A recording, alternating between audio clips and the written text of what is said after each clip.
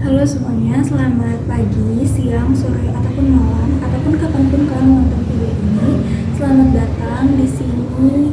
Kita akan membahas salah satu tema yang menarik, yaitu perspektif ekonomi politik global.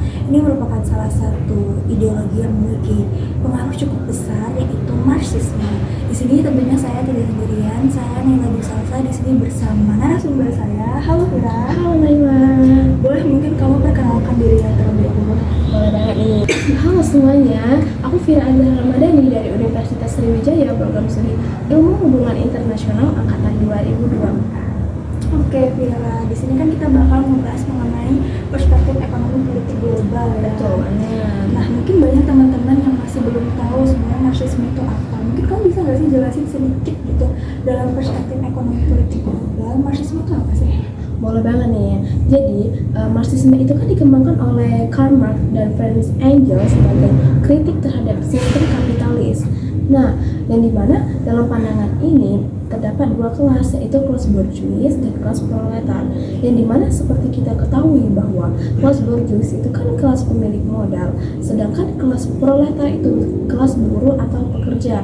Nah, jadi dari kedua kelas itu memiliki hubungan, yaitu eksploitatif, yang dimana kelas borjuis atau kelas pemilik modal mendapatkan keuntungan atau nilai lebih dari penghasilan kelas proletar atau kelas pekerja gitu Naila.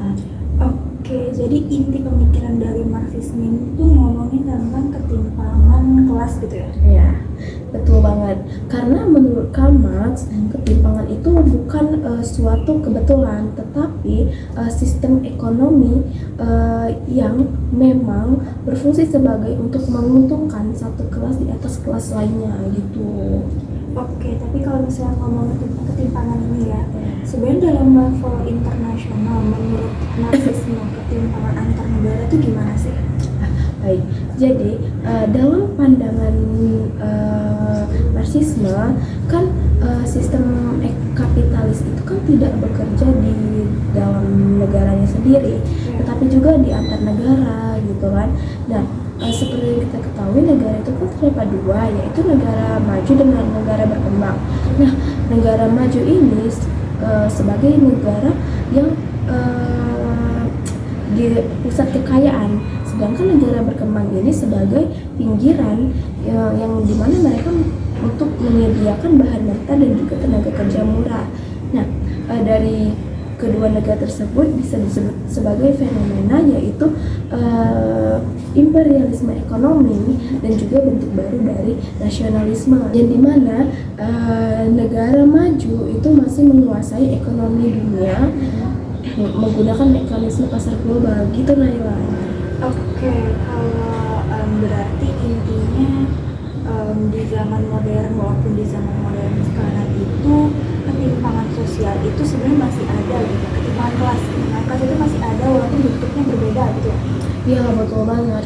Yang dimana kan kalau menurut aku zaman sekarang ini kan agak berkurang ya sebagai penjajahan militer, tapi melalui pasar dunia, ya pasar dunia atau pasar global dan juga ekonomi global gitu.